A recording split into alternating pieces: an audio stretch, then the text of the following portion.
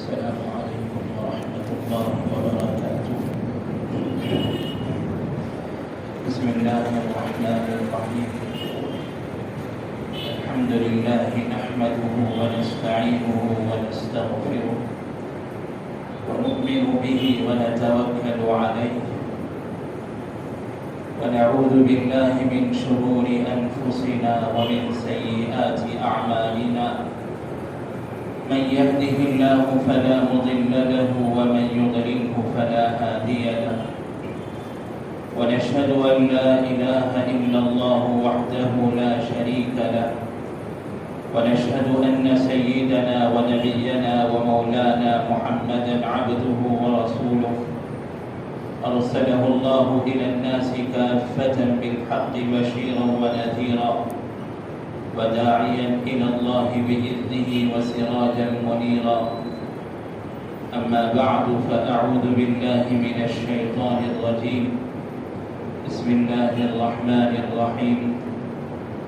يوم يأتي لا تكلم نفس إلا بإذنه فمنهم شقي وسعيد. فأما الذين شقوا ففي النار لهم فيها زفير وشهيق. وأما الذين سعدوا ففي الجنة خالدين فيها ما دامت السماوات والأرض إلا ما شاء ربك عطاء غير ملذوذ.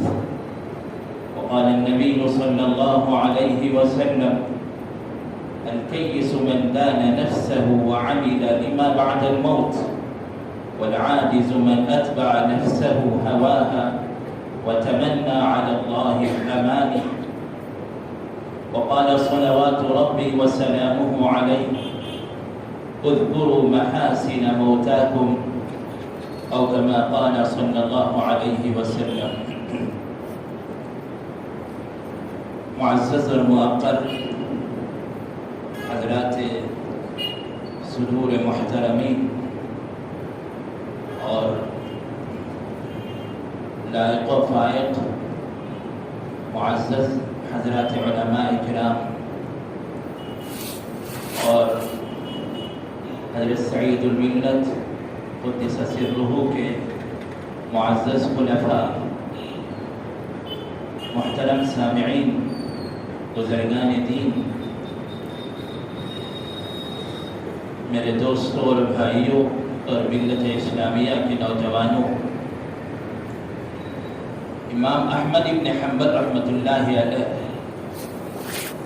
بہت ساری آزمائشوں سے گزرے تھے اور پوری اہل سنت والجماعت کی طرف سے اکیلے میدان میں کھڑے ہو کر انہوں نے عقیدہ قرآن کے سلسلے میں دفاع فرمایا تھا، اور اللہ نے اس امام وقت سے بہت ہی عظیم کام لیا.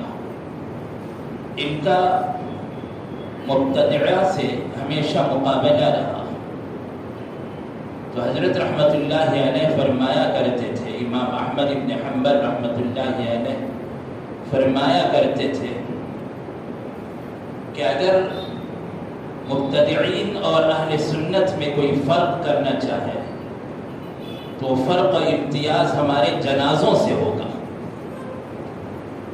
بڑے عجیب جملے تھے اس اللہ والے کے. اور جب ان کی وفات ہوئی تو تاریخ شاہد ہے کہ پوری اسلامی تاریخ میں ان کا جنازہ سب سے بڑا جنازہ ہے. اس جنازے میں جس جم غفیر نے شرکت کی، جب خلیفہ وقت نے اس کی تعداد دیکھی، اس کا حساب لگایا، تو جتنی زمین پر مجمع کھڑا ہوا تھا نماز جنازہ ادا کرنے کے لیے، اس پوری زمین کا حساب لگایا تو 1,20,000 لوگوں نے نماز جنازہ پڑھا تھا. یہ تاریخ کا سب سے بڑا جنازہ ہے.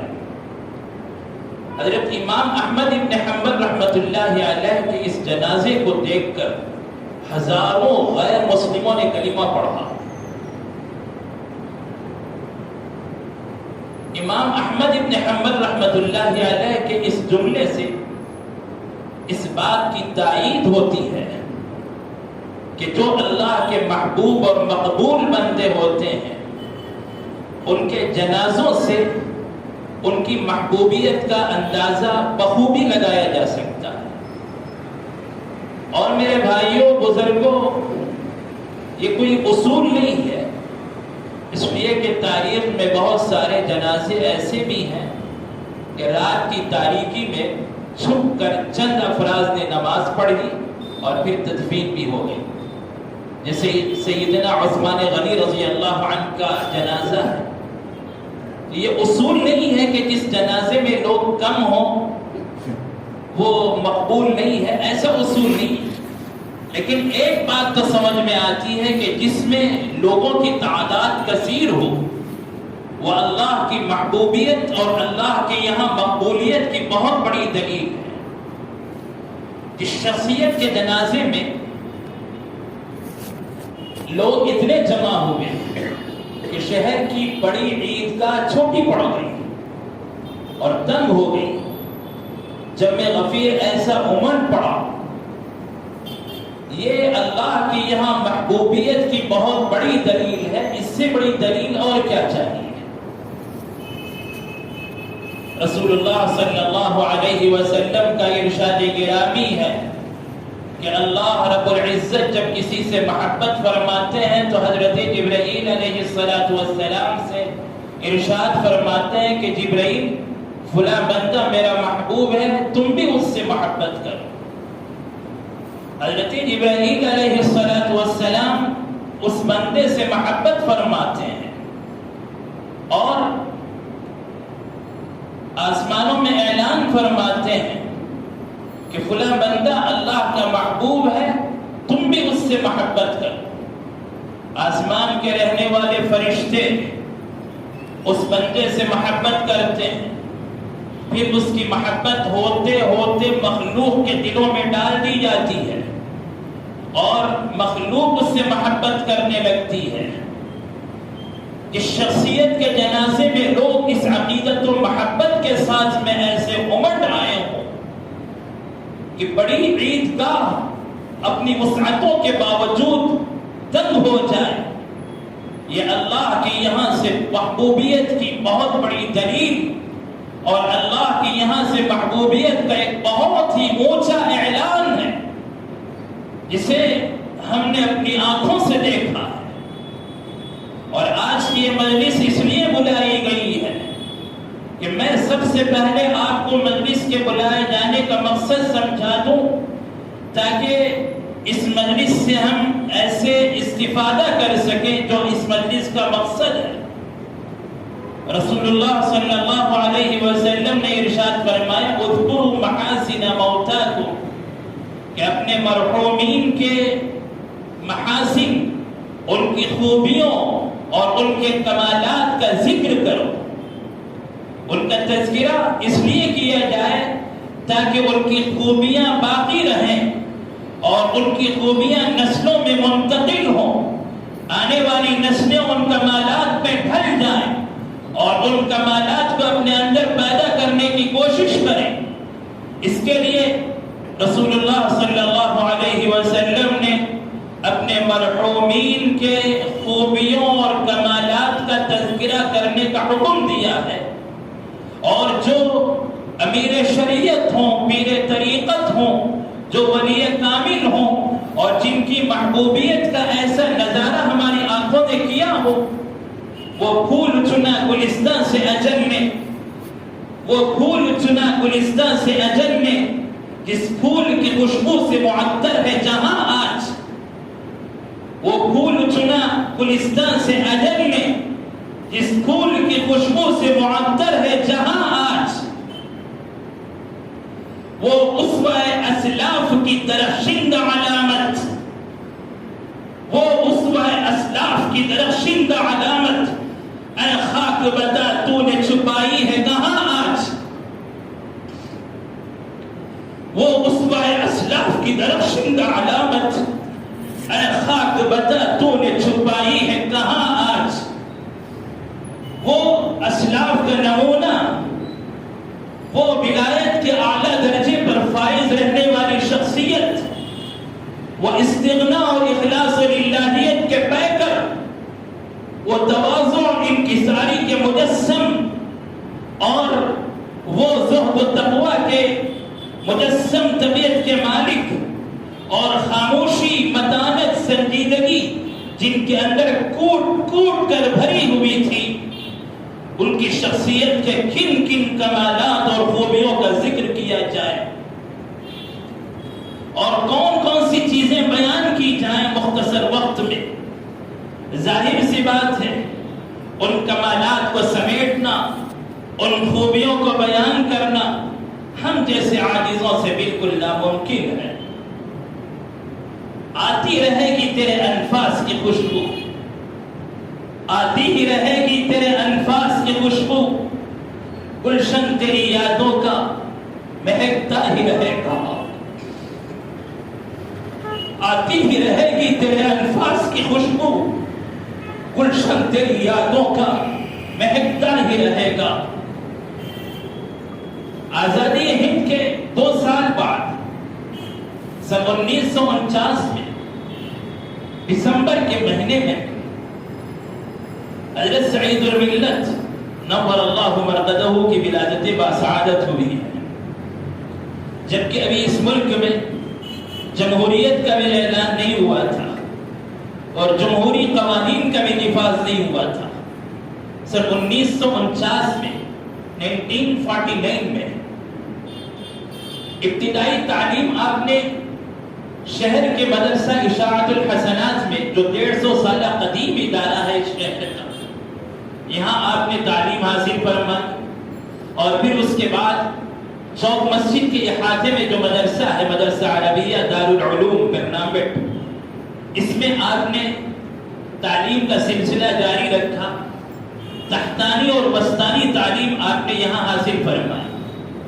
اسی دوران آپ کے والد ماجد حضرت اقدس قاضی مفتی محمود حسن صاحب قدس سرہ نے ایک مدرسے کے قیام کی فکر فرمائی اور اس کی بہت زیادہ اس شہر میں ضرورت محسوس فرمائی۔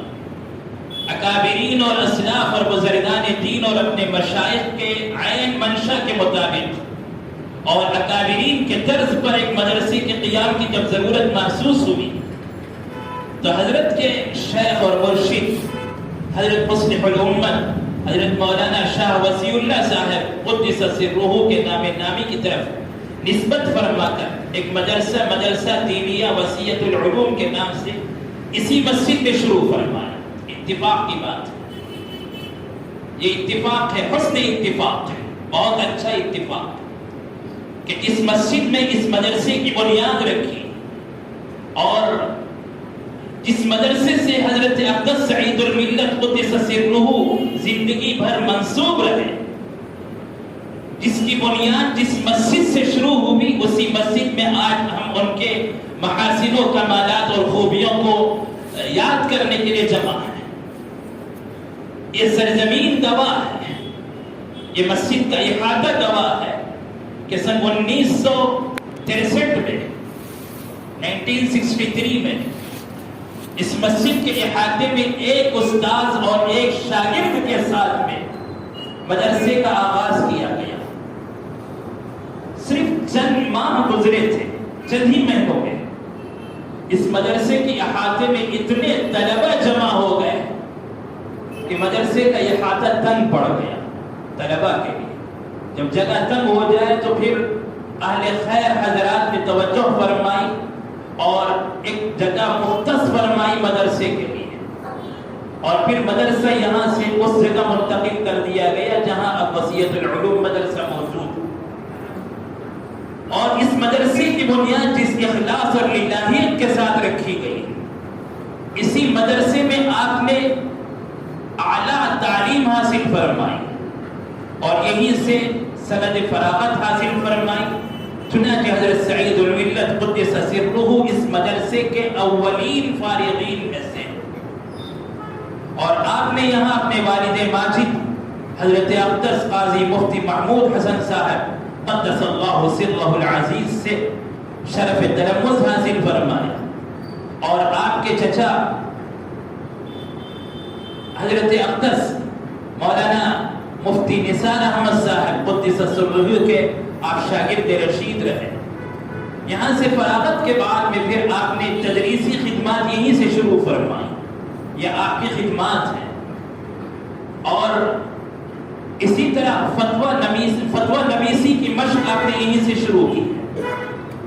اور احسان اور تصوف و سلوک سے بچپن ہی سے تعلق تھا، نسبت تھی، اس لیے کہ گھرانہ سارے کا سارا اسی سے منسلک تھا. جس گھرانے میں آپ نے آنکھیں کھولی وہاں تو شرافت کوٹ کوٹ کر بھری ہوئی تھی اور اللہ والوں سے تعلقات تھے. احسان اور سلوک اور تصوف اور تزکیہ یہاں تو کوٹ کوٹ کر بھرا ہوا تھا. اس لیے شروع ہی سے بچپن ہی سے اس سے خاص تعلق رہا. اور اس میدان میں آپ آگے بڑھتے رہے. ایک طرف تدریسی خدمات. اب میں آپ کو بتاؤں کہ حضرت اقدس کی یہ جو خدمات ہیں اور یہ جو کمالات ہیں، ان کمالات میں ہمیں اپنے لیے راہ عمل تلاش کرنے کی ضرورت ہے کہ ہم اس میں کون سی چیزیں اپنے لیے نمونے کے طور پر اختیار کریں، منتخب کریں. کون سی چیزیں ہمارے لیے نمونہ اور انتخاب ہیں جس کے ذریعے سے ہم بھی اللہ کے محبوب بن جائیں. رسول اللہ صلی اللہ علیہ وسلم نے ارشاد فرمایا سب سے بڑا عقل مند وہ ہے جو سب سے بڑھ کر موت کی تیاری کرنے والا ہوتا ہے. جو سب سے زیادہ موت کی تیاری کرے وہ لوگوں میں سب سے زیادہ عقل مند ہے. اور عقل مند ہے وہ شخص جو اپنے نفس کو اپنے کنٹرول میں رکھے. الکیس من دان نفسہ وعمل لما بعد الموت. عقل مند ہے وہ شخص جو اپنے نفس کو اپنے کنٹرول میں رکھے اور موت کے بعد والی زندگی کے لیے عمل کرے، تیاری کرے. ظاہر سی بات ہے حضرت اقدس قدس سرہ کی جو موت ہے، جو وفات ہے، جن کے بہت سارے مبشرات ہیں، ہماری یہ کوشش ہو کہ ہم بھی ان کے نقش قدم پر چل کر کامیابی کی راہ پر آ جائیں تاکہ ہم بھی کامیاب بن جائیں. حضرت اقدس کے جو کمالات ہیں، جو خوبیاں ہیں، ان خوبیوں کو ہم اپنے اندر لانے کی کوشش کریں.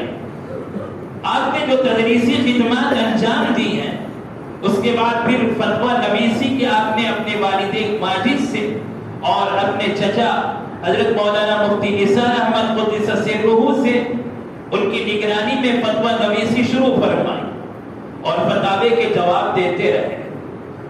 آپ کے سامنے ایک طرف تدریسی میدان کی خدمات ہیں، پھر اس کے بعد اس میں جہاں آپ نے ایک نمایاں مقام حاصل فرمایا، اس کے بعد چند وجوہات کی بنیاد پر آپ اس سے سبکدوش ہو کر فتویٰ نویسی ہی میں آپ نے اپنا سارا وقت لگایا. اور سن 1980 میں جس وقت آپ کے والد ماجد قدس سرہ کی وفات ہوئی تو ان کے بعد آپ چوک مسجد کے امام متعین کیے گئے. امامت کے فرائض آپ کو سونپے گئے. پھر آپ نے جو امامت فرمائی ہے یہ ہر امام کے لیے بہترین اسوہ اور نمونہ ہے.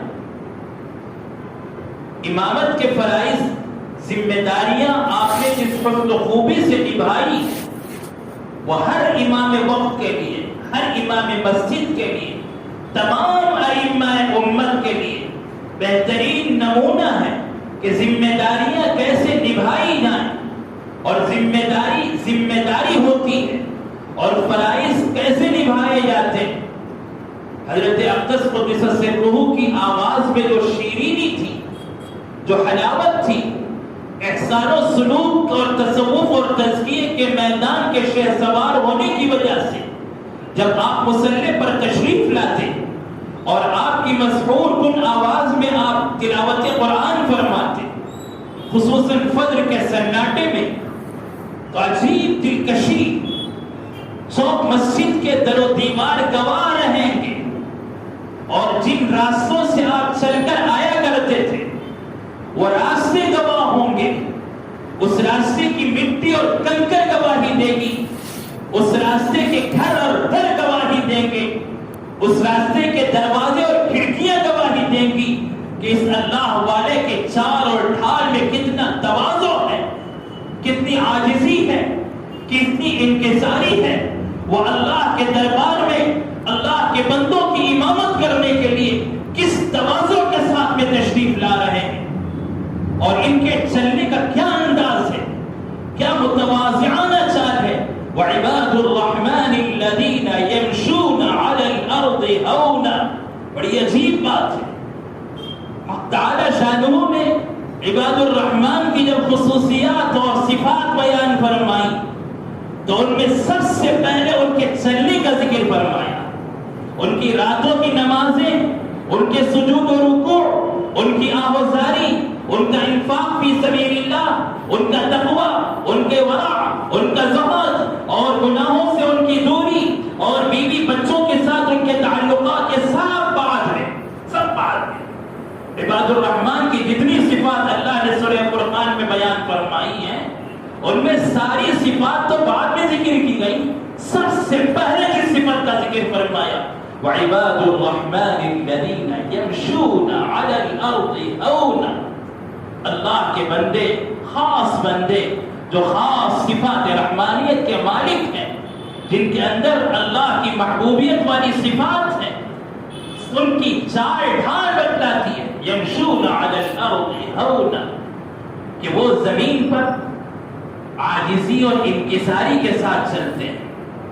ان کے چال ڈھال سے پتہ چل جاتا ہے، اندازہ ہو جاتا ہے کہ یہ اللہ والے، یہ متواضعانہ چال. یہیں سے پھر پتہ چلتا ہے آگے پھر وہ خلوت کی نمازیں، وہ تنہائیوں اور گوشہ نشینی کے مناجات اور سرگوشیاں، وہ سب بات ہے. یبیتون لربہم سجدا وقیاما، وہ سجود و قیام، وہ سب پہلے چال اور ڈھال.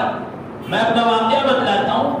اب تو خیر عمر اور ہے، بچپن میں جبکہ ہم پڑھ رہے تھے، طالب علمی کا دور تھا، ایک دفعہ اتفاق سے چوک مسجد کے ادھر والے دروازے سے نکل رہے تھے. مرید گلی سے جو دروازہ نکلتا ادھر سے، وہاں سے میں داخل ہو رہا تھا، اور حضرت اقدس ادھر کے دروازے سے داخل ہوئے. کافی دوری ہے دونوں، ظاہر سی بات ہے وہ ادھر کا دروازہ، یہ ادھر کا دروازہ. ادھر سے میری نظر پڑی، ادھر سے حضرت کی نظر پڑی. میں سوچ رہا تھا کہ قریب جا کر سلام کروں، مصافحہ کروں. ابھی مجھے قریب پہنچتے کہاں دیتے، ہاتھ میں چھتری تھی، خود ہاتھ اٹھا دیا سلام کے لیے. آواز تو نہیں پہنچ سکتی تھی، خود ہاتھ اٹھا کے سلام فرمایا. چھوٹوں کو، سنت پر فدا ہونے والے، میرے آقا کے ایک ایک قول پر مر مٹنے والے، چھوٹوں کو یوں آگے بڑھ کر سلام کرنے والے، یہ عالی ظرفی نہیں تو اور کیا ہے. جو عالی ظرف ہوتے ہیں ہمیشہ جھک کے ملتے ہیں، جو عالی ظرف ہوتے ہیں ہمیشہ جھک کے ملتے ہیں. کہ سراہی ہمیشہ سر جھکا کر ہی بھرا کرتی ہے پیمانہ. سراہی جب تک سر نہیں جھکاتی اس وقت تک پیمانہ لبریز نہیں ہوتا. سراہی میں پانی بھرا ہوا ہو وہ پانی سے لبریز ہے، لیکن جب تک وہ خود نہیں جھکے گی اس وقت تک وہ کسی کو سیراب نہیں کرے گی.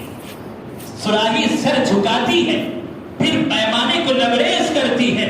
سراہی سر جھکا کر ہی بھرا کرتی ہے پیمانہ.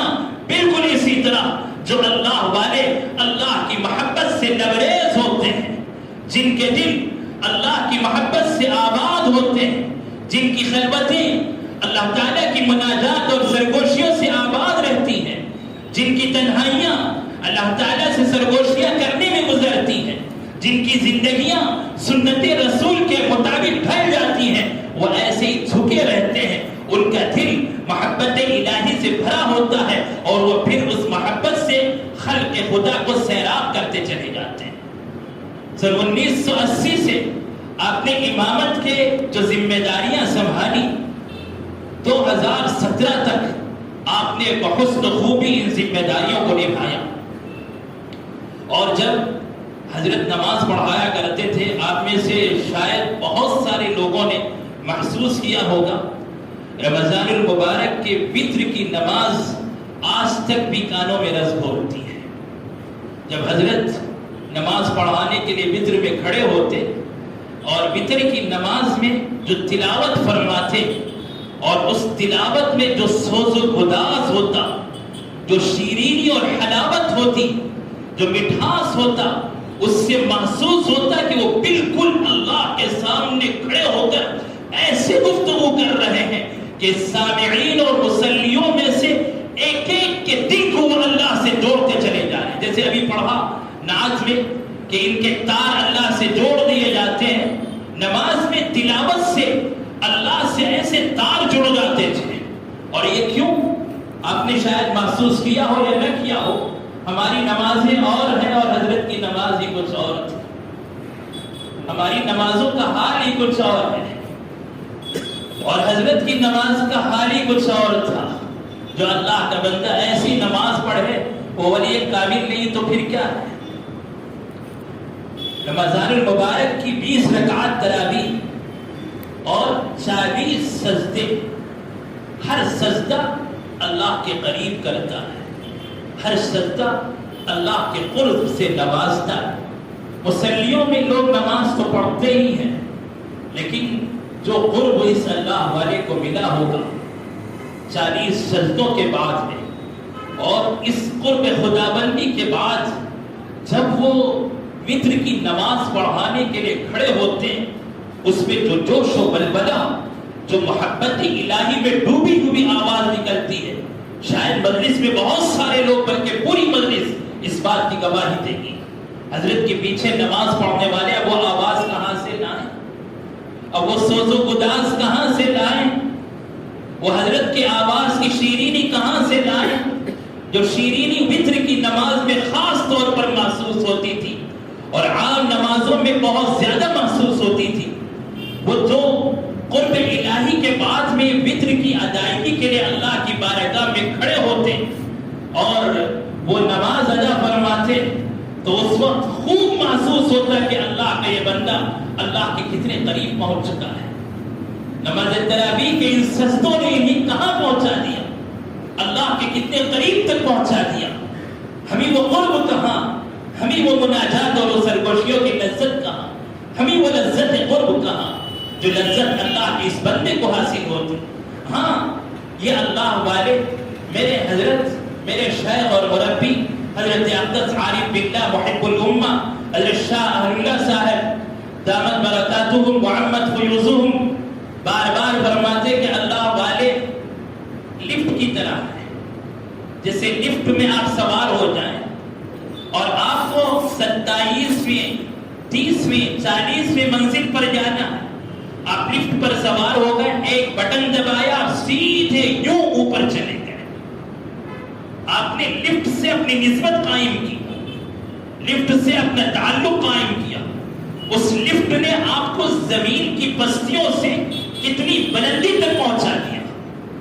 اللہ والوں سے آپ کا تعلق ہو جائے، اللہ والے آپ کے تار اللہ سے جوڑ دیتے ہیں اور لفٹ کی طرح وہ آپ کو اپنے ساتھ سمیٹ کر اللہ سے ملا دیتے ہیں اور اللہ تعالیٰ تک پہنچا دیتے ہیں. اللہ کا قرب مل جاتا. یہ اللہ والوں سے تعلق کا نتیجہ ہوتا ہے. تو ایسی نمازیں اللہ والوں کے پیچھے پڑھنے والے بڑے خوش نصیب ہیں جنہیں اللہ نے یہ توفیق اور سعادت بخشی. حضرت قدس سرہ کہ اللہ تعالیٰ نے ایسی آواز، ایسی شیرینی اور ایسی تجوید، ایسی حلاوت عطا فرمائی تھی جو گانوں میں رس گھولتی تھی اور حضرت رحمت اللہ علیہ ایسے اللہ کے قریب حاضر ہو کر اللہ کے سامنے کھڑے ہو کر نماز میں تلاوت فرماتے تھے تو پیچھے کھڑے ہونے والے اس سے خوب لطف اندوز ہوتے اور خوب مزہ ملتا نمازوں کے پڑھنے میں اور اللہ والوں کے ساتھ اس لفٹ میں سوار ہو کر اللہ کے قرب میں پہنچ جاتے. امامت کی ذمہ داریاں جہاں آپ نے اس حسن خوبی کے ساتھ سنبھالی، وہیں فتویٰ نویسی میں اللہ تعالیٰ نے آپ کو بہت ہی اونچا کمال عطا فرمایا تھا. بڑی دقیق نظر ہوتی اور ایک کامل مفتی جس طریقے سے فتوے دیتے ہیں اللہ نے وہ سارے کمالات اس مفتی کے اندر رحمت اللہ علیہ میں ایسے سمو دیے تھے، سمیٹ کر اللہ نے کمالات ان کے اندر رکھ دیے تھے. حضرت کے جو فتاوا ہیں ان فتاوا کے روشنی میں آپ محسوس کر سکتے ہیں، اہل علم خوب جانتے ہیں کہ حضرت کی نظر کتنی دقیق تھی اور کیسے فتویٰ نویسی میں آپ کو کمال حاصل تھا۔ میں اس کی ایک دو مثالیں آپ کو بتاؤں۔ مثال کے طور پر آپ کی جو دقیق نظر ہوتی فتاوا پر، فتویٰ نویسی میں مسئلے کو سمجھ کر پھر عین فتوے کے لکھنے کے جتنے اصول ہیں ان اصولوں کو پیش نظر رکھ کر ان اصولوں کے مطابق فتویٰ نویسی بہت بڑا کمال ہے اور بہت بڑا فن ہے، اور اس سلسلے میں اہل علم اسے بخوبی سمجھ سکتے ہیں۔ ایک مثال میں آپ کو سمجھاؤں کہ وانمباڑی سے ایک فتویٰ آیا تھا، اور فتویٰ مسئلہ یہ تھا، استفتاء تھا۔ استفتاء یہ تھا کہ ہمارے یہاں یہ رواج ہے کہ جب لڑکی نکاح خوانی کے لیے، لڑکی کے نکاح کے لیے جب مسجد میں لڑکا آتا ہے تو اس موقع پر لڑکی کا والد نکاح کی مجلس میں بیٹھ کر، نکاح خوانی کی مجلس میں بیٹھ کر لڑکی کے بارے میں، اس کے مہر کے بارے میں یہ اعلان کرتا کہ راضی برضا رضان للہ، لڑکی اپنے مہر کی رقم فلاں تعلیمی ادارے کو دے رہی ہے یا فلاں جگہ کے غرباء میں تقسیم کر رہی ہے۔ اب سوال یہ تھا کہ جو اس طرح مہر کی رقم کو لے کر، لڑکی کے مہر کی رقم کا خود والد، لڑکی کا والد مالک بن کر اس رقم پر تصرف کرتا ہے اور اسے غرباء میں تقسیم کر دیتا ہے یا دینی اداروں کے حوالے کر دیتا ہے، تو کیا اس طرح کرنا جائز ہے؟ یہ استفتاء سب سے پہلے جامعۃ الباقیات الصالحات گیا۔ آپ کو میں بتلا دوں کہ اس طرح جب فتوے آتے ہیں تو بعض دفعہ مفتیوں کی رائے میں اختلاف ہوتا ہے، اور یہ عین شریعت کا منشا ہے۔ اس میں شریعت نے گنجائش رکھی ہے کہ ایک مفتی ایک جواب دے سکتے ہیں، دوسرے مفتی سے دوسرے جواب آ سکتا ہے، اس لیے کہ بعض دفعہ اجتہاد میں اور مسئلے کے سمجھنے میں اس طرح اختلاف رائے کی پوری گنجائش ہے، اور شریعت میں یہ چیز مذموم نہیں ہے، بری نہیں ہے۔ جس مسئلے کے جواب میں اختلاف کی گنجائش ہو اور ایسے میں راجح مرجوح کا فرق ہوگا، افضل اور غیر افضل کا فرق ہوگا، یہ ضلالت اور گمراہی، حق اور باطل کا مسئلہ نہیں ہے، یہ نیکی اور گناہ کا مسئلہ نہیں ہے، اس لیے اسے نیکی اور گناہ کا مسئلہ نہ سمجھیں، اسے حق اور باطل کا مسئلہ نہ سمجھیں، یہ راجح اور مرجوح، افضل اور غیر افضل کا مسئلہ ہے، بس اتنا ہی۔ استفتاء میں باقیات کا جو جواب آیا وہ یہ تھا کہ بلا شبہ یہ جائز ہے، یعنی اس طرح لڑکی کے مہر کی رقم باپ لے کر غرباء میں تقسیم کرتا ہے اور رضان للہ کرتا ہے تو بلا شبہ جائز ہے، یہ جواب آیا۔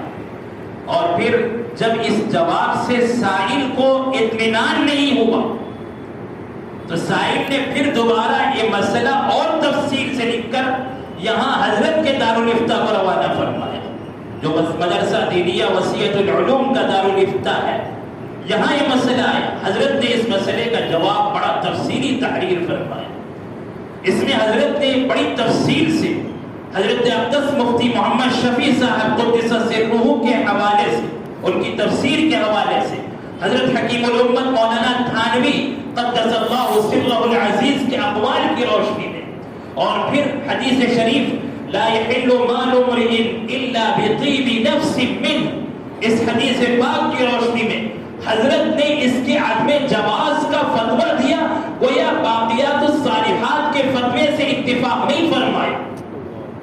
یہ بہت بڑی علمی جرأت ہے، اور جب تک مسئلہ میں فتویٰ نویسی میں کمال نہ ہو اور فتاوے کے مسائل میں، اصول میں، ضوابط میں جب تک کمال نہ ہو، اس وقت تک کوئی مفتی اس کی جرأت نہیں کر سکتا ہے۔ ایک کامل مفتی جس کے علم میں گہرائی ہو، گہرائی ہو، وہی ایسے بڑے جامعہ کے فتوے سے اتفاق کیے بغیر اپنی رائے اکابرین امت اور احادیث شریفہ کی روشنی میں اور امت کی مصلحت کو سامنے رکھ کر کوئی فتویٰ اس طرح دے سکتا ہے، یہ حضرت کے کمال کی بات ہے۔ فتویٰ نویسی میں اللہ نے ایسا کمال عطا فرمایا تھا، اور اس میں حکمت حضرت نے بڑی عجیب بتلائی، اس لیے کہ جب کوئی فتویٰ دیا جائے تو اس میں آئندہ کے مفاسد، جو ممکنہ مفاسد ہیں، جن سے مفاسد کے پیدا ہونے کے امکانات اور اندیشے ہیں، ایسے مفاسد کے سدباب کے ساتھ میں فتوے کا جواب دینا پڑتا ہے۔ حضرت اقدس قدس روح نے اس میں مفاسد کا ذکر فرمایا کہ اگر یہ رسم جاری کر دی جائے تو پھر المعروف کالمشروع کے تحت یہ عرف بن جائے گا، مالدار اپنی ریاکاری اور شہرت اور نام و نمود کے لیے نکاح کی مجلس میں اپنے مہر کی تقسیم کا اعلان کرائیں گے، اور اس کے بعد پھر غریب یہ سمجھیں گے کہ اس کی وجہ سے یہی ہونا چاہیے، علماء بھی پھر اپنی ریاکاری کے لیے نکاح کی مجلس میں مہر کی تقسیم کا اعلان کرائیں گے۔ اور ہوگا یہ کہ شریعت کا جو مقصد ہے کہ شریعت نے مہر کو شوہر پر واجب قرار دیا ہے، اس واجب کی کوئی حیثیت باقی نہیں رہے گی، اور اس کے بجائے جو دوسری چیزیں ہیں شوہر جو اپنی بیوی کو دیتا ہے، جیسے کپڑے دے دیے، زیورات دے دیے، منہ دکھائی کی رقم دے دی، یہ ساری چیزیں تو بیوی محفوظ کر لے گی، لیکن جو واجبی رقم ہے جس کے ادائیگی کو شریعت نے بہت ساری مصلحتوں کی بنیاد پر دولہے پر اس مہر کی رقم کو واجب قرار دیا ہے، اس واجب میں تساہل ہونے لگے گا، پھر واجب کے سلسلے میں جو حکمتیں اور مصلحتیں شریعت کی وہ ساری ختم ہو جائیں گی، اور اس کے بعد ہوگا یہ کہ لڑکیوں کا حق کے مہر ہی ختم ہو جائے گا، اور یہ مہر لڑکیوں کے ہاتھ میں پہنچنے سے پہلے ہی لڑکی کا والد تصرف کر کے اسے ختم کر دے گا، اور اس کے بعد پھر اس مہر میں لڑکی کا کوئی حق باقی نہیں رہے گا۔ کتنی دور اندیشی، کہاں تک حضرت کی نگاہ، اور کیسے کیسے بڑے بڑے مفاسد کے سدباب کے ساتھ میں آپ نے یہ مسئلے کا جواب مرحمت فرمایا۔ یہ فتویٰ نویسی کی کمال کی بات ہے، اور دقت نظری مسئلے میں بڑی دقیق نظر، اس دقت نظری کے ساتھ میں جب آپ نے فتویٰ دیا تو آپ کے استاذ محترم حضرت مولانا مفتی نثار احمد صاحب قدس اللہ سرہ العزیز نے پھر اس کی تائید فرمائی، اور اس کے تائید میں آپ نے بہت سارے جملے لکھے، اور اس کے بعد میں آپ نے اشعار سے اس پورے مسئلے کو اور واضح فرمایا۔ کتنی دور اندیشی اور فتویٰ نویسی میں کیا مہارت، کیا کمال اور کیا خوبی، اللہ نے کیسے یہ فن حضرت والا قدس سے روح کو عطا فرمایا تھا، آپ نے کیسے اس بڑے مقصدے کا سدباب فرمایا۔ اور آپ ذرا تصور فرمائیں اگر اس طرح کے فتوے نہ دیے جاتے اور ان مفاسد کا سدباب نہ کیا جاتا تو کتنی بری رسم شروع ہو جاتی، اور کیسے اس رسم کو آگے بڑھا دیا جاتا۔ اور ایسے ہی میں اپنی ذاتی بات بتلاتا ہوں، ہمارے محلے میں ایک مولانا مرحوم ہو گئے، ان کے بیوی سے کچھ چپکرش ہو گئی، کچھ جملے انہوں نے کہہ دیے طلاق کے سلسلے میں، اور انہوں نے اپنا سارا باقیات الصالحات کو لکھا، دوسرے اداروں کو لکھا، استفتاء منگوایا، 3-4 فتوے ان کے پاس جمع ہو گئے، فتوے کے جواب، اور ہر جگہ سے جواب آیا کہ طلاق پڑ چکی ہے، اب تجدید نکاح ضروری ہے۔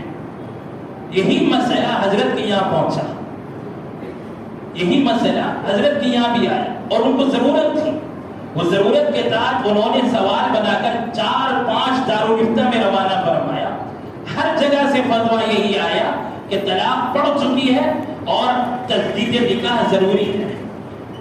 حضرت کا جواب بڑا عجیب تھا، حضرت نے تفصیلی جواب لکھا، میں نے خود پڑھا، آج سے 20 سال پہلے کا واقعہ، آج سے 20 سال پہلے کا محلے کا مسئلہ تھا، میں امام تھا مسجد کا، اس لیے مجھے ضروری تھا، میں نے وہ سارے فتاوی بھی پڑھے اور حضرت کا فتویٰ پڑھ کے دل باغ ہو گیا دقت نظری کو دیکھ کر۔ اسی وقت 20 سال پہلے، ابھی طالب علمی کے دور سے امامت کے میدان میں ابھی آئے اور اس خدمت میں ابھی لگے، اس وقت حضرت کے اس فتوے کو دیکھ کر دل باغ ہو گیا۔ حضرت نے لکھا کہ آپ کے الفاظ سے طلاق پڑی ہی نہیں، طلاق واقع ہی نہیں ہوئی، تو پھر تجدید نکاح کا سوال کہاں ہوگا؟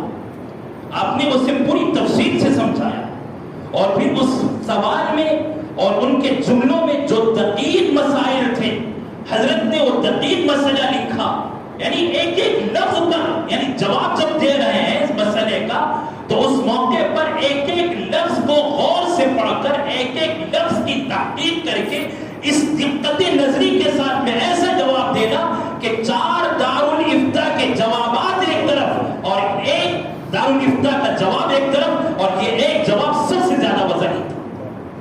دقت نظری اللہ نے ایسا کمال عطا فرمایا تھا۔ اور پھر آگے اللہ تعالیٰ نے آپ کو جن خوبیوں اور کمالات سے نوازا جو ہمارے لیے راہ عمل ہے، اسوہ اور نمونہ ہے، وہ احسان اور سلوک کے میدان میں حضرت جو شہسوار تھے، وہ بڑا عجیب میدان، اس میدان میں آپ کامل شیخ تھے، کامل مربی تھے، کامل مرشد تھے۔ لیکن میرے دوستوں، میں اس ارشاد اور آپ کے ارشادات کے ساتھ میں آپ کے درجہ مشیخت کو بعد میں بیان کروں گا۔ اس سے پہلے میں آپ کو بتاؤں کہ جہاں کامل شیخ ہیں، ہمارے لیے یہ ضروری ہے کہ آپ کے کامل مرید ہونے کو بھی تلاش کریں۔ ہماری نگاہ میں صرف یہ ہے کہ آپ ولی کامل ہیں، آپ کامل شیخ ہیں، آپ کامل مرشد ہیں، آپ پیر طریقت ہیں، آپ کامل پیر طریقت ہیں، یہ ہماری نگاہ میں ہے۔ میں آپ کو عرض کروں کہ آپ کامل پیر طریقت ہی نہیں ہیں، آپ کامل مرید طریقت بھی ہیں، آپ کامل مرید طریقت ہیں۔ آپ نے ارادت میں جس کمال کا اظہار فرمایا اور اپنے شیخ سے، اپنے مربی سے، اپنے مرشد سے جس عقیدت، تعلق اور جس والہانہ اعتقاد کا اظہار فرمایا، یہ ہمارے لیے آج کے اس زمانے میں تمام مریدین، تمام مرتشدین اور اصلاح کے راستے میں قدم رکھنے والے، تصوف کے میدان کے جتنے سالکین ہیں، سب کے لیے حضرت والا کے یہ اپنے شیخ سے تعلقات بہترین نمونہ ہیں۔ اور حضرت محی السنہ حضرت شاہ ابرار الحق صاحب حقی قدس سرہ کی وفات کے موقع پر حضرت اقدس سعید الملت قدس اللہ سرہ العزیز نے جو تأثرات بیان فرمائے، اور آپ کے تأثرات جو مطبوعہ ہیں، جو طبع ہوئے، اس میں آپ نے اپنے شیخ کے جو تأثرات بیان فرمائے، ہر لفظ اپنے شیخ اور مربی کی عقیدت و محبت میں ڈوبا ہوا، اور حضرت کے ان الفاظ سے صاف طور پر پتہ چلتا ہے کہ کامل مرید کے اندر جتنی خوبیاں ہونی چاہیے، اطلاع و اتباع و انقیاد و اعتقاد بھی، انقیاد بھی، اطلاع بھی اور اتباع بھی، کیا خوب بھری ہوئی تھی یہ ساری خوبیاں حضرت کے اندر۔ اطلاع ایسی اطلاع، میں آپ کو بتلاؤں، حضرت نے اپنے شیخ کو خط میں لکھا، اپنے مربی، اپنے مرشد کو، اپنے پیر کامل کو، حضرت محی السنہ حضرت شاہ ابرار الحق صاحب حقی قدس اللہ سرہ العزیز کو لکھا کہ حضرت، بعض دفعہ لوگ مجھے بلانے کے لیے، دعا وغیرہ کے لیے، جب گھر کا، دکان کا کوئی افتتاح ہوتا ہے یا کوئی دعا کا موقع ہوتا ہے تو مجھے بلانے کے لیے آتے ہیں۔ یہ میں مفہوم بیان کر رہا ہوں، حضرت کے الفاظ تو بڑے اونچے الفاظ ہیں، میں مفہوم بیان کر رہا ہوں۔ حضرت نے یہ مفہوم، یہ جو اپنا اطلاع شیخ کو دی، فرمایا کہ جب مجھے بلانے کے لیے لوگ آتے ہیں تو عالی شان کار ہوتی ہے، شاندار سواریاں ہوتی ہیں، اور مجھے سامنے بٹھا کر بڑی عزت افزائی کے ساتھ میں لے جاتے ہیں۔ اس وقت نفس کی جو کیفیت ہوتی ہوگی وہ تو ہم خوب جانتے ہیں، مجھے بیان کرنے کی ضرورت نہیں۔ حضرت لکھتے ہیں کہ بعض دفعہ اس موقع پر نفس میں کچھ جو خیالات آ جاتے ہیں، نفس جو تھوڑا بہت بھولنے کی کوشش کرتا ہے کہ میری ایسی عزت افزائی ہو رہی ہے اور میرے ساتھ میں ایسا معاملہ اور ایسا سلوک ہو رہا ہے، تو ایسی حالت میں مجھے کبھی ڈر لگتا ہے کہ کہیں نفس بھول نہ جائے۔ مجھے اس کا علاج بتائیے، کیا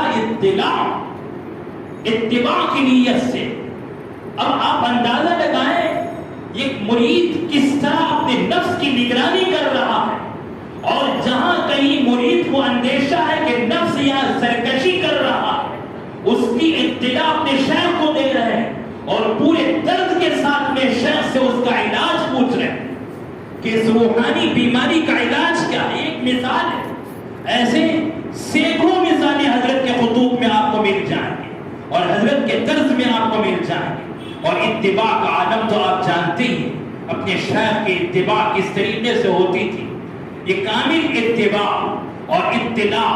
اور پھر میں آپ کو بتاؤں نفس کی نگرانی کیسے ہوتی، کس طرح قدم قدم پر نفس کی نگرانی ہو رہی ہے کہ کہیں نفس سلوک کے اس راستے سے ہٹ تو نہیں رہا۔ یہ کامل مرید کی علامت، جو سالک طریقت ہے، ان کی کتنی بہترین اور شاندار مثالیں حضرت کی زندگی میں موجود ہیں۔ اور اس سے آگے جب حضرت شیخ کامل بنے تو آپ کی مشیخت کے اندازے ہم کیسے کریں؟ آپ کے جو خلفاء ہیں، درخت اپنے پھل سے پہچانا جاتا ہے۔ حضرت تو شیخ کامل تھے ہی، ولی کامل تھے ہی، اور حضرت کے جو خلفاء ہیں ان خلفاء کے زندگیوں سے بخوبی اندازہ لگایا جا سکتا ہے، جن میں بڑے بڑے اکابرین، بڑے بڑے علماء حضرت کے حلقہ ارادت میں شامل ہیں۔ ملک کے مشاہیر اساطین امت حضرت کے حلقہ ارادت میں جو شامل ہیں، حلقہ مریدین میں شامل ہیں، جنہیں اللہ والوں کی فہرست میں حضرت نے پہنچا دیا اور کہاں سے کہاں پہنچا دیا۔ خلفاء کی یہ پوری جماعت حضرت کے شیخ کامل ہونے کی پوری دلیل۔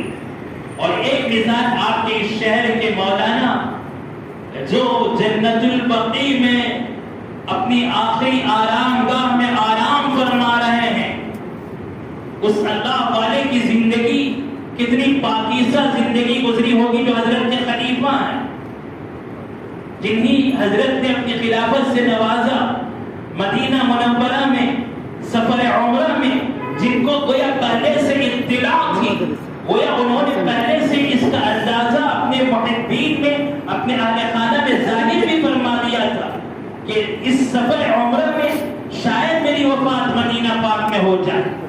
پہلے سے اطلاع اور اس کی پوری تیاری کے ساتھ میں دیار حبیب کا مقدس سفر، اور اللہ کے گھر سے فارغ ہونے کے بعد میں اس دیار مقدسہ میں پہنچ کر وہاں اپنی آخری آرام گاہ بنا لینا اور جنت البقیع میں مدفون ہو جانا، یہ کوئی معمولی علامت اور معمولی شان نہیں ہے۔ مولانا محمد علی صاحب مرحوم قدس سرہ، جو حضرت کے خلفاء میں سے ہیں، جن کی وفات کے بعد میں تو اس کی تعریف کی جا سکتی ہے، اس لیے کہ جو زندہ ہیں ان کے بارے میں ابھی پوری طرح اطمینان نہیں۔ یہ اصول ہے، یہ اصول ہے، زندگی کیسے گزرے گی، وفات کس حال میں ہوگی، اللہ بہتر جانتے ہیں، لیکن جو وفات پا چکے ہیں ان کے بارے میں اطمینان ہونا چاہیے۔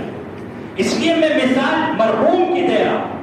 حضرت کے خلفاء میں سے جو موجودین ہیں وہ تو اعلیٰ مقام پر فائز ہیں ہی، اور ان کی مثالیں ہمارے سامنے موجود ہیں ہی، لیکن میں پورے اصول اور پوری امانتداری کے ساتھ میں مثال ایک مرحوم کی دے رہا ہوں، تاکہ اس درخت کے پھل سے اس درخت کو پہچانے کے ایک ایسا پھلدار درخت ہے جن کے فیوز اور برکات سے ایک عالم مستفیض ہوتا رہا۔ اور آپ اس میدان میں کس طرح لوگوں کی رہنمائی اور رہبری فرماتے رہے۔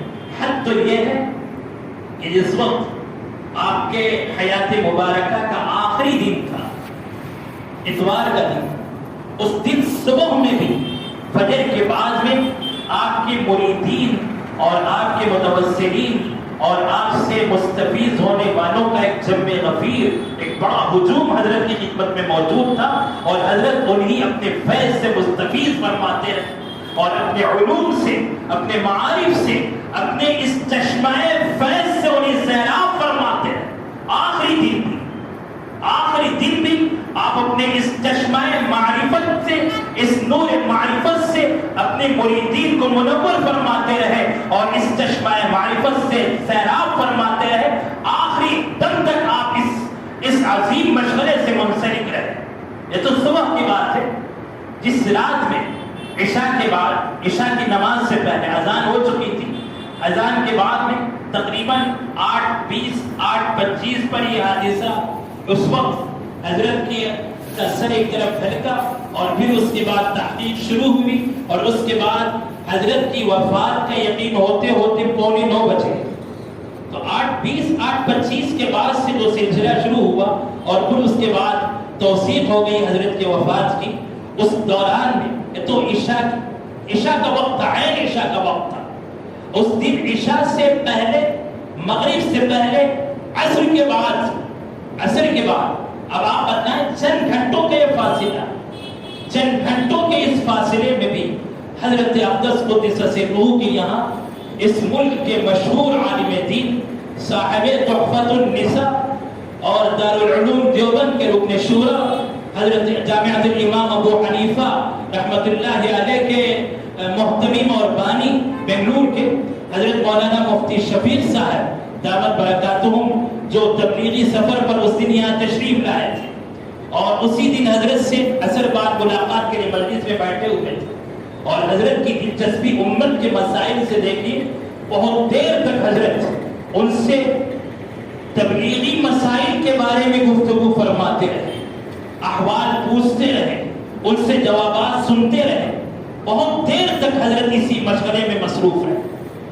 آخری دم تک امت کی فکر، امت کو فیض یاب کرنا، امت کو مستفیض کرنا اور امت کے لیے اپنے خون کا آخری قطرے کے منجمد ہونے تک امت کی فکر میں اپنی زندگی کو لگاتے رہے. حضرت کی شان، حضرت نے یوں اپنے آخری لمحے تک عظیم خدمات انجام دی. اور حضرت کے جو خلفاء ہیں وہ بخوبی اس کی شہادت دے سکتے ہیں. جہاں آپ نے ارشاد و سلوک میں امت کے اندر ایسا عظیم سرمایہ خلفاء کی شکل میں تیار فرمایا اور سینکڑوں نہیں ہزاروں کی زندگیاں آپ نے بدل دی اور ان سب کو اللہ سے جوڑ دیا. اس کے ساتھ حضرت مدرسہ دینیہ وسیعۃ العلوم کے سرپرست اعلیٰ کی حیثیت سے خدمات انجام دیتے رہے. 1980 کے بعد سے لے کر آپ کے والد ماجد کی وفات کے بعد سے آپ نے سرپرستی اور نظامت کی ذمہ داری قبول فرمائی اور اس ذمہ داری کو پوری خوبی کے ساتھ نبھائی. اور ان سارے خدمات کے ساتھ میں ایک عظیم خدمت جامعۃ الباقیات الصالحات بینور کے تعلیمی کمیٹی کے پچھلے 15 سال سے آپ ممبر رہے ہیں.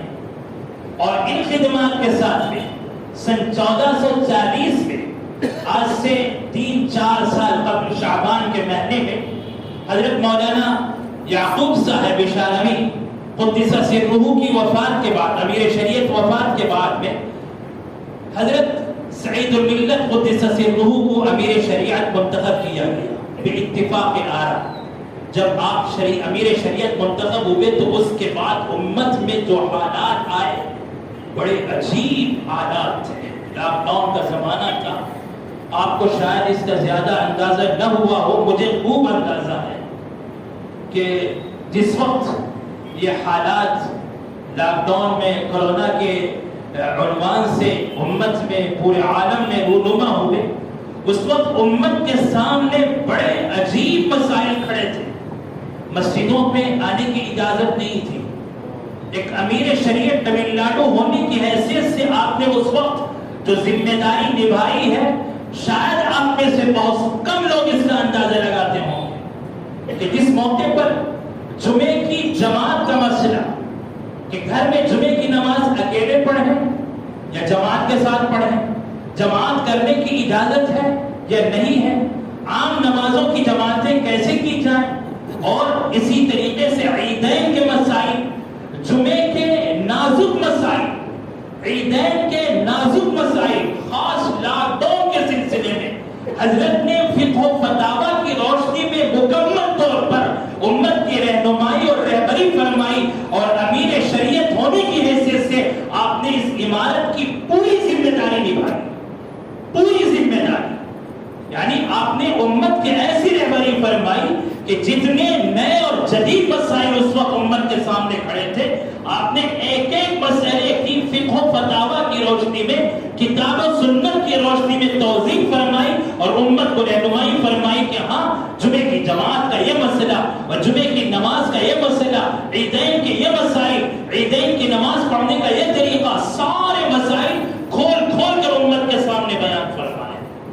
یہ حضرت کی عمارت شرعیہ کی روشنی میں بہت بڑا کمال ہے، اور اسی طریقے سے آج بھی عمارت شرعیہ اس بات کا معترف ہے کہ عمارت شرعیہ تمل ناڈو کو جن جن مسائل میں رہبری اور رہنمائی کی ضرورت تھی، آپ صاحب الرائے تھے اور آپ نے اپنی رائے کی ثوابدید کے مطابق مکمل اس عمارت شرعیہ کی ادارے کی رہبری فرمائی اور اس کی پوری طرح خدمات انجام دی۔ حالانکہ یہ قلیل عرصہ، لیکن اس قلیل عرصے میں بھی حضرت والا قدس سرہ نے اس عمارت شرعیہ کی ذمہ داری کو مکمل طور پر نبھایا ہے۔ یہ حضرت والا کے عظیم خدمات ہیں، اور وہ عظیم خدمات جو حضرت والا امت کے لیے یہ خدمات انجام دیتے دیتے آخر اگست کے 28 تاریخ کو اتوار کے دن عشاء کے وقت یہ سورج، یہ آفتاب، یہ مہتاب ہمیشہ کے لیے غروب ہو گئے،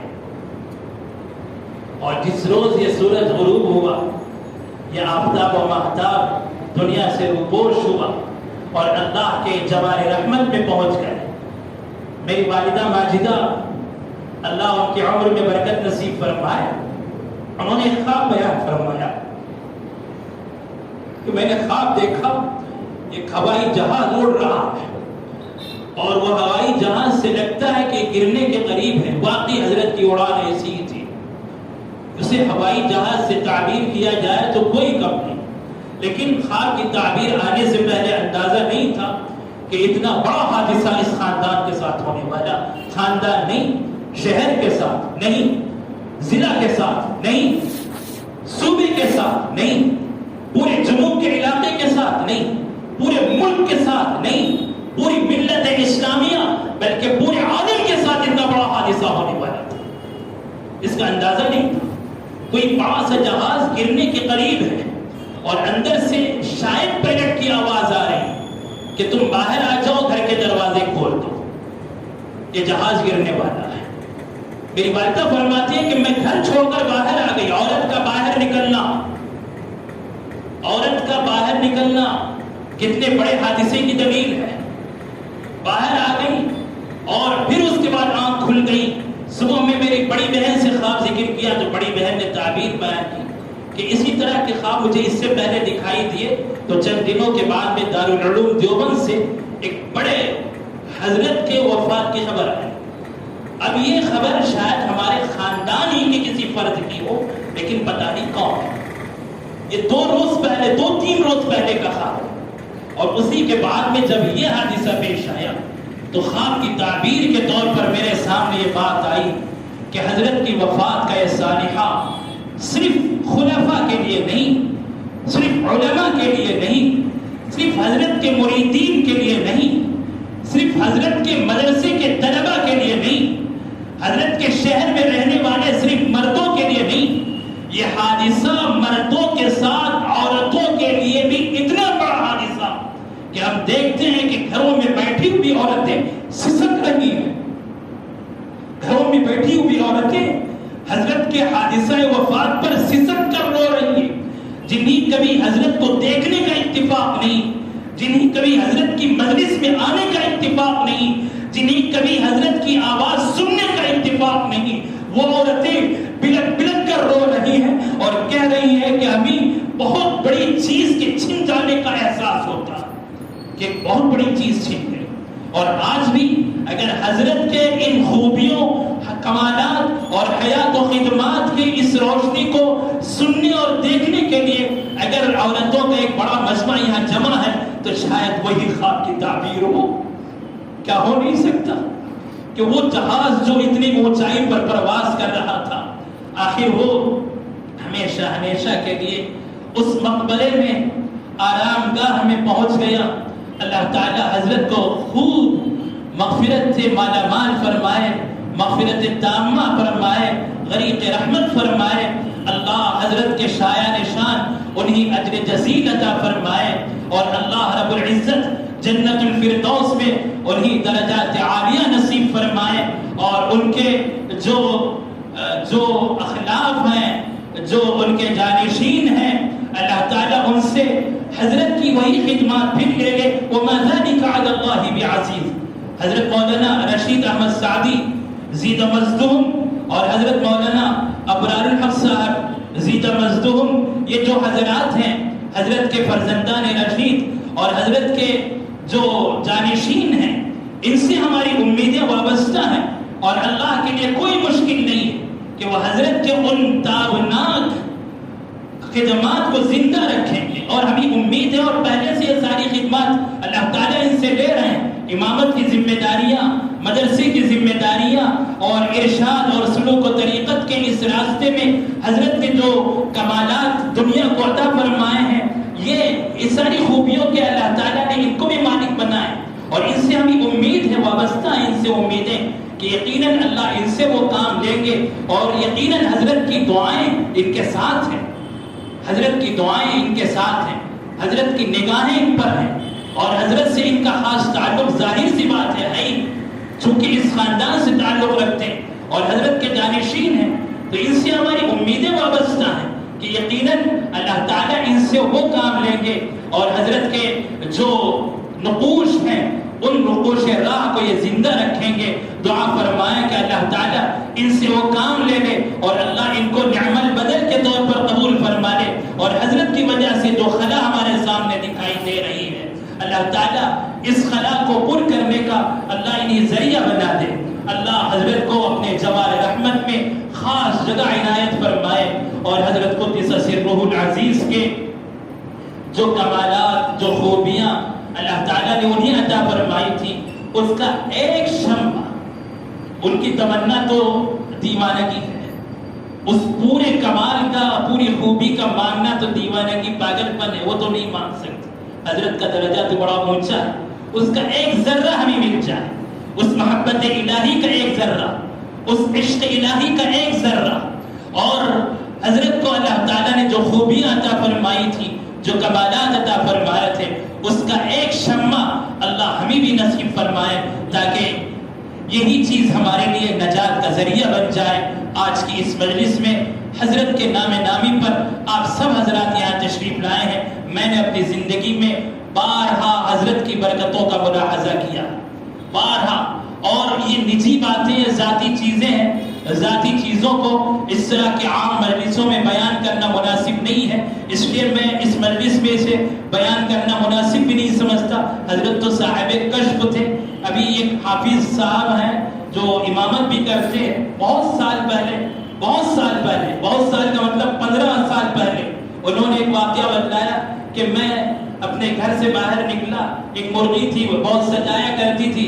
میں نے اسے مارنے کی کوشش کی، تکلیف دی، اور اس مرغی کو میں نے خوب تکلیف دی. اور تکلیف دے کر پھر عصر کے بعد میں حضرت کی مجلس میں آنا تھا. مغرب کے بعد میں حضرت کی مجلس ہوئی، مغرب میں بیٹھا رہا. حضرت مجلس میں اپنے فیوز و برکات سے حاضرین کو مستفیض فرماتے رہے. اچانک حضرت کی نگاہ مجھ پر پڑی، فرماتے اور فرمایا کہ مرغی کو بھی اگر تکلیف دو گے تو اللہ کی یہاں پکڑ ہوگی. سارے مریدین اور سارے حاضرین کی طرف سے نگاہ ہٹا کر خاص اس حافظ صاحب کی طرف متوجہ ہو کر حضرت نے فرمایا کہ اگر مرغی کو بھی تکلیف دو گے تو اللہ کی یہاں پکڑ ہوگی، پوچھ ہوگی. ان کے آنکھ میں تو رونگٹے کھڑے ہو گئے. ابھی میں بتا سکتا ہوں، بعد میں آپ مجھ سے ملیں، میں اس حافظ صاحب کا نام بھی بتاؤں گا، آپ کو گواہ کے طور پر پیش کر سکتا ہوں. یا ضروری نہیں کہ مجلس میں انہیں پیش کروں، لیکن یہ حقیقت ہے کہ حضرت صاحب کشف تھے، صاحب کرامات تھے. اور اس سے بڑی کرامت اور کیا چاہیے کہ حضرت زندگی بھر سنتوں کے پابند رہے. ایک ایک سنت پر آپ کا عمل تھا اور پوری پابندی کے ساتھ عمل فرماتے رہے. اور سنت کی اشاعت سے آپ کو خاص دلچسپی تھی. اس لیے آج کی اس مجلس میں ہم سب یہ عہد کریں، حضرت کے نام نامی پر جن حضرات نے ویڈیوز بنائے، حضرت کے فوٹوز شیئر کیے اور خوب انہیں پھیلایا اپنے گروپوں میں، اور ان کی خوب تشہیر اور اشاعت کی، اور وہ سمجھ رہے تھے کہ ہم نے بڑا کمال کر دیا. تو ایک صاحب نے بڑی عجیب اور بڑی اچھی بات لکھی. انہوں نے لکھا کہ حضرت کے اس طرح ویڈیوز بنانا کمال نہیں ہے. حضرت کے لیے دعائیں مغفرت فرمائیں ان کے نقش قدم پر چلنے کی کوشش کریں، ان کا اتباع کریں، یہ کمال ہے، یہ بڑی خوبی کی بات ہے۔ اس لیے حضرت کی خوبیوں کو یاد کر کے آج کی اس مجلس میں حضرت کی محبت کے تقاضے پر میں آپ کو بتلاتا ہوں۔ جنازے میں جس وقت حاضری ہوئی، میں سمجھتا ہوں بہت سارے لوگوں نے حضرت کے جنازے میں حاضری دے کر یہ نیت کی ہوگی کہ جس اللہ والے کی نماز جنازہ پڑھنے کی اللہ نے ہمیں سعادت بخشی ہے، اس اللہ والے کی جنازے کی نماز پڑھ کر میں اللہ کے سامنے توبہ کرتا ہوں کہ اب تک جتنے گناہ ہوئے سارے گناہ اللہ معاف فرمائے، آئندہ میں ایسے گناہ نہیں کروں گا، اب تک جو گناہ ہوئے ان گناہوں پر میں شرمندہ ہوں، نادم ہوں، ان سے توبہ کرتا ہوں، ان گناہوں کو چھوڑتا ہوں اور آئندہ ان گناہوں کے نہ کرنے کا عزم کرتا ہوں۔ میرے بھائیوں، حضرت کی محبت کا تقاضا یہ ہے، جس محبت کو لے کر آپ حضرات بہت دور سے یہاں تشریف لائے ہیں اور بہت دیر سے یہاں تشریف رکھے ہوئے ہیں، حضرت کی محبت کا تقاضا ہے، میں اللہ کے واسطے آپ کو آج کی اس نورانی مجلس میں یہ پیغام سنانا چاہتا ہوں کہ ہم اس وقت سب کے سب مل کر اللہ کی طرف متوجہ ہو کر خوب توبہ کریں۔ اللہ ہم سے جو گناہ ہو گئے، ہم اس وقت آپ کے سامنے ان گناہوں پر نادم ہیں، شرمندہ ہیں، اور اے اللہ آئندہ اس گناہ کے نہ کرنے کا عزم کرتے ہیں، اور جو گناہ ہوئے ہم ان گناہوں کو چھوڑنے کا عزم کرتے ہیں۔ اب ہم آئندہ وہ گناہ نہیں کریں گے، ہم یہ عزم اور ارادہ کریں، اور اسی طریقے سے حضرت کا جو خاص وصف تھا سنتوں کا اتباع، ہم کوشش کریں کہ اپنی زندگی میں ایک ایک سنت پر عمل کریں اور ایک ایک سنت کو اپنی زندگیوں میں لے آئیں۔ اللہ ہمیں عمل کی توفیق عطا فرمائے، یہ حضرت کی حقیقی محبت کا تقاضا ہے۔ اللہ تعالی ہمارے جمع ہونے کو قبول فرمائے۔ اللہ ہم میں سے ہر ایک کو اپنے اپنے وقت پر حسن خاتمہ کی دولت سے مالا مال فرمائے۔ اللہ ہمیں اخلاص اور باللہیت سے نواز دے، اور آج کی اس مجلس کو اللہ شرف قبول سے نوازے، اور اس مجلس میں بیٹھنے کا جتنا ثواب ملا، جتنی دیر تک ہم اعتکاف کی نیت کے ساتھ میں اس مجلس میں بیٹھے رہے اور دین کی باتیں سنتے رہے، اس کا جتنا اجر و ثواب ملا ہے، مجھے بھی، آپ کو بھی، تمام حاضرین کو بھی اللہ یہ اجر و ثواب حضرت کی روح مقدس کو پہنچاتے ہیں، اور اس کے ذریعے سے اللہ حضرت کے قبر میں انہیں کروٹ کروٹ چین عطا فرمائے، اللہ ان کے درجات بلند فرمائے، اللہ تعالیٰ ان کے تمام پسماندگان کو، آل خانہ کو صبر جمیل پر حمد فرمائے، اور اس صبر جمیل پر اللہ انہیں اجر جزیل عطا فرمائے۔ انہی باتوں کے ساتھ میں شکریہ کے ساتھ میں اپنی بات ختم کرتا ہوں۔ وآخر دعوانا الحمدللہ۔